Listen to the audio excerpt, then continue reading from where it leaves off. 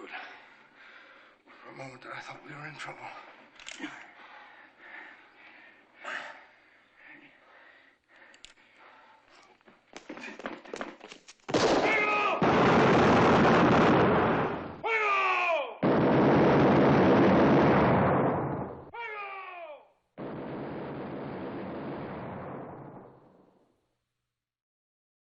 Every story has a beginning, a middle, and an end. It's time for me to tell you my story about what really happened.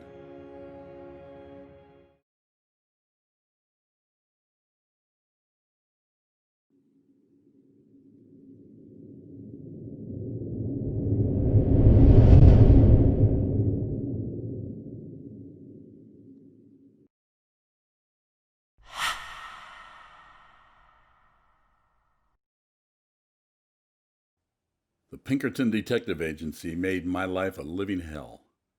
I tried to go straight many times, but being hunted made for desperate times.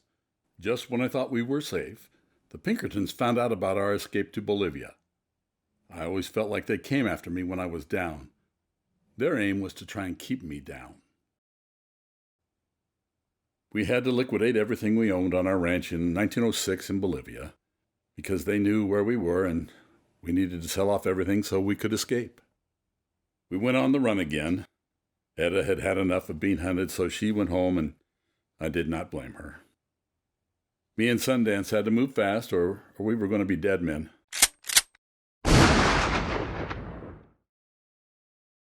We waited 2 weeks for a boat to take us down the coast of Pernambuco. From Pernambuco, we had to wait a month for a boat to Europe. We left our ranch in 1906 and arrived in Paris, France, and stayed until 1907. We were safe at last. We toured Europe before we returned to the United States.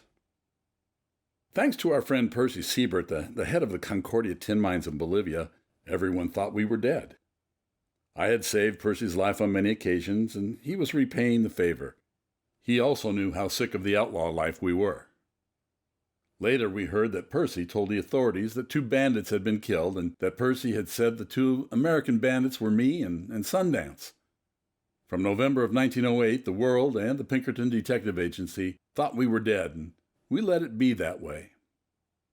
Being in Paris seemed like a dream. We could finally live life without fear. From 1906 to 1907, we lived the life of European gentlemen. We bought the finest clothes and dined in the best restaurants in Paris. Our money went fast with all the temptations in a foreign country. Sundance wanted to return home. He had a wife and children in Utah that he had been sending money to. With Etta now gone and the romance over, we made a plan to go home. In Paris, I learned about a plastic surgeon named Dr. Louis Ombredane. He taught plastic surgery at the hospital there and would do surgery on anyone for a price. In 1902, he became the head surgeon of the Parisian hospital in Paris.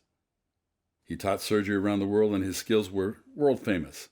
I contacted Dr. Ombredane and talked to him about changing my appearance. Sundance could go home to his wife, 6 stepchildren, and 2 daughters without any fuss. He had folks that would help hide him out, and who would suspect that he was the Sundance Kid with a wife and all those kids. He had not seen his family in 10 years, and he wanted to go back to his life in Loa, Utah. I decided to undergo plastic surgery so no one would recognize me when I returned. If I did not have surgery, I would instantly be recognized, and I was willing to do anything to keep my freedom. I entered the hospital and submitted to surgery to reduce my jawline and had my nose and ears altered. After 3 weeks of recovery, I looked in the mirror and I could see very little of my old self. So clever had the transformation been. Sundance did indeed go back to Utah and his family. He missed his children, especially his 2 girls. He changed his name to William Henry Long. He couldn't wait to return home. He had a second chance at life. We had one last photo taken together and vowed never to contact each other in fear of being discovered. We kept that promise. After leaving Paris, I would have to start a new life. I decided to go to Spokane, Washington. I always enjoyed the ocean and the Northwest.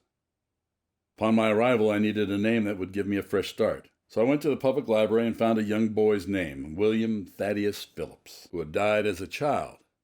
I took the identity of William Thaddeus Phillips.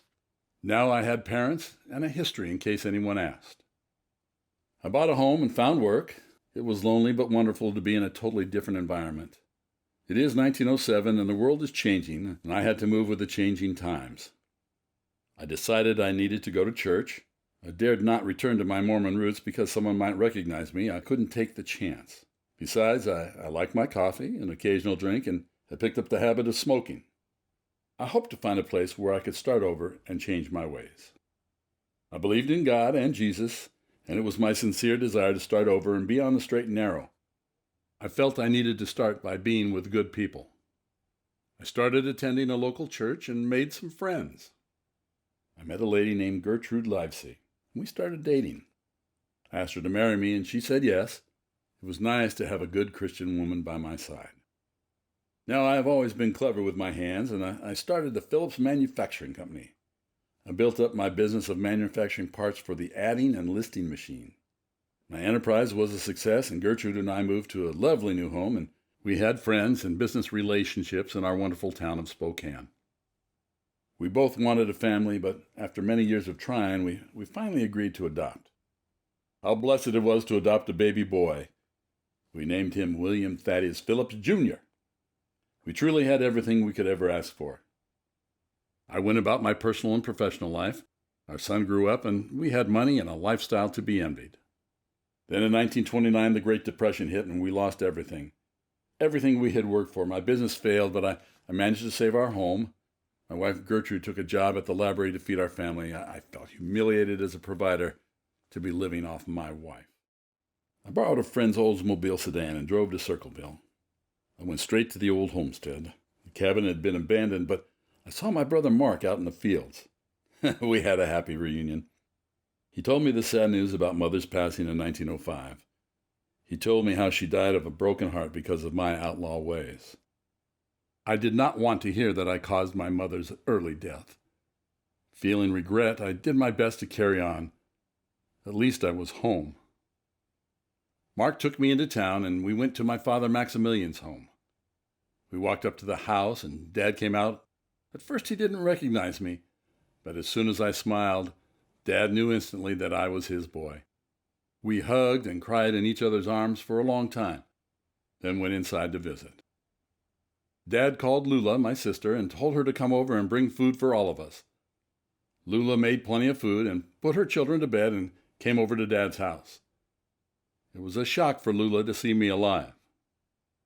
She had heard so much about me over the years, but we had never known each other at all.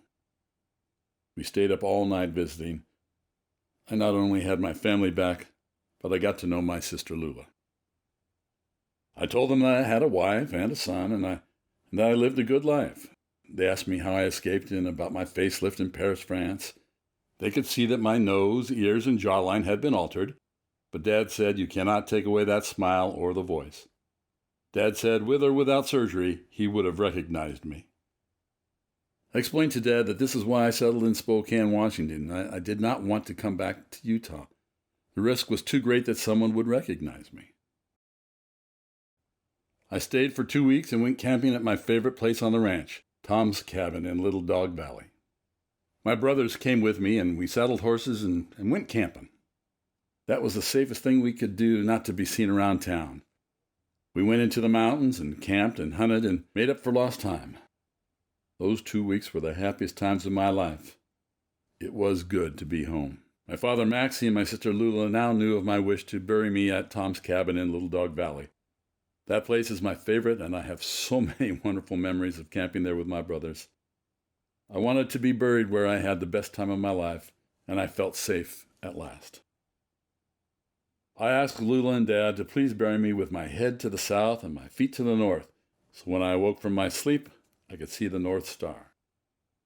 I explained that the North Star had always been my guide when I was a cowboy, and I knew it would always be my guide home.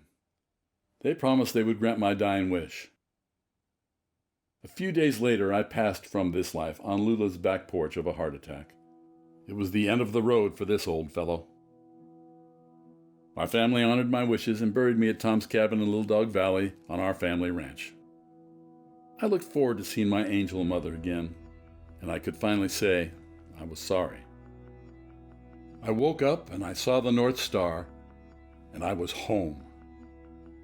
Home with my Maker and ready to be before my God and beg for His forgiveness. I am home.